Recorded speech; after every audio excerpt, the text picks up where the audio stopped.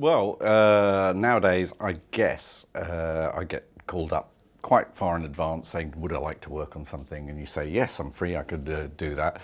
And then, because generally, if you're working a lot, then you don't really think about it until it's much closer to the time. So I personally, we might meet with the director for a bit, chat about the project, but then it kind of goes to the back of your head if you're working on something else. And then when you get in there, first thing I do is we start talking. First day we don't do any editing, we don't do anything. We just have a chat about it.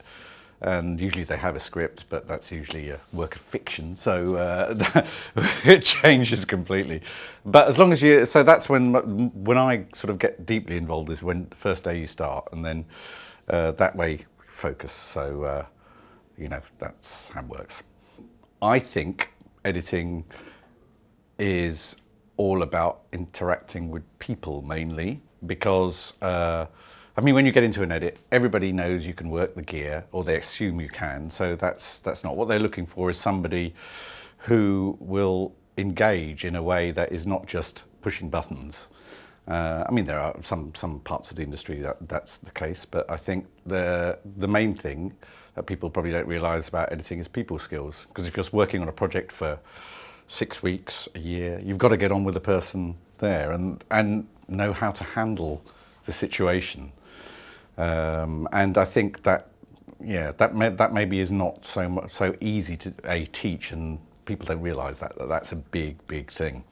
I think the main thing is, and I don't necessarily, I think it's in you. I think you've got to have a very good idea about what the story is on any project you're working on, even if it's a small children's item like a Blue Peter item, which is what I used to do as well, or a big documentary, or I don't know so much about drama because it's all scripted, but in documentaries certainly you have to have an idea about what the story is and how to tell the story.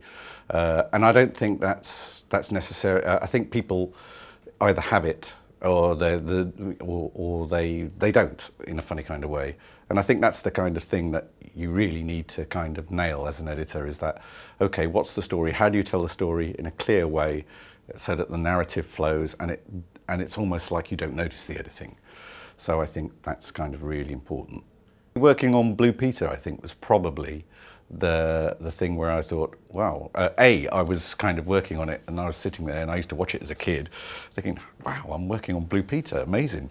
And but they were the whole team, they were so inclusive back in the days at the BBC when it was there were still sort of teams around there, and they were very nurturing of people, because they would have, I used to be an assistant film editor, and at the BBC you would go to sound editing, and then you would then choose whether you wanted to stay in sound editing or try and get the opportunity to go into picture editing, which you could do in those days. And Blue Peter were very good at getting new people into the system, and I would say that was the biggest sort of breakthrough for me, funny enough. I am a David Bowie fan. It did help. I also am a big music fan. I'm a musician as well, and I think that helps actually, whether you're editing a music documentary or any documentary. Being musical, knowing how to pace things, it's all about that. It's all about orchestrating. But I was a big Bowie fan, so really getting the job was pretty amazing, to be honest. There were hours of interviews, so you had basically all the interviews with the main people, all his band members from the New York day, from his Black Star album and from the album before it. Tony Visconti, of course, the producer. And we had a very, very good archive researcher who found a lot of material for us to use. And of course, they shot all the songs with the bands, or key songs with the bands. And so it was pretty amazing actually hearing the band that played on the record actually playing the track. And then when they gave us David Bowie's clean vocals, we were able to sort of construct a version of the track with the band playing live and put his vocals on there, which is kind of unique, and it was pretty extraordinary actually. Pretty extraordinary hearing him sing Lazarus with no music. Very, very poignant actually. it was a 90-minute program, but our first cut was something like 3.5 hours, and you have this huge story, and you can't tell the whole story. You have to choose which moments to hone in on and make them work with what's been shot and all that sort of thing. So yeah, there was a lot of material, and there are a lot of ways you can go, and yes, in the edit, that's what you're doing with the director. You're finding out, okay, what is essential, and what do the channel want, which is usually a lot of hits, but you don't have to put that in. But yeah, so there was a lot of material, but you hone it down, and that's it. The second half of the film is all about the last album, and so they had the director of the stage play, and weaving that in with the last album and making it kind of mean something. That was really quite tricky to do, but it's quite moving, really. And the words, it's almost like he'd written the album as some sort of, I know I'm going to die and I'm going to leave everybody with this. Maybe he didn't, I don't know.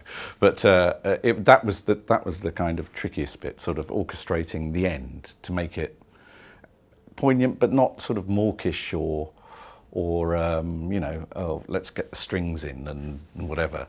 So that was a challenge, but it really, I thought, it was great, and people, we had a screening with his band actually.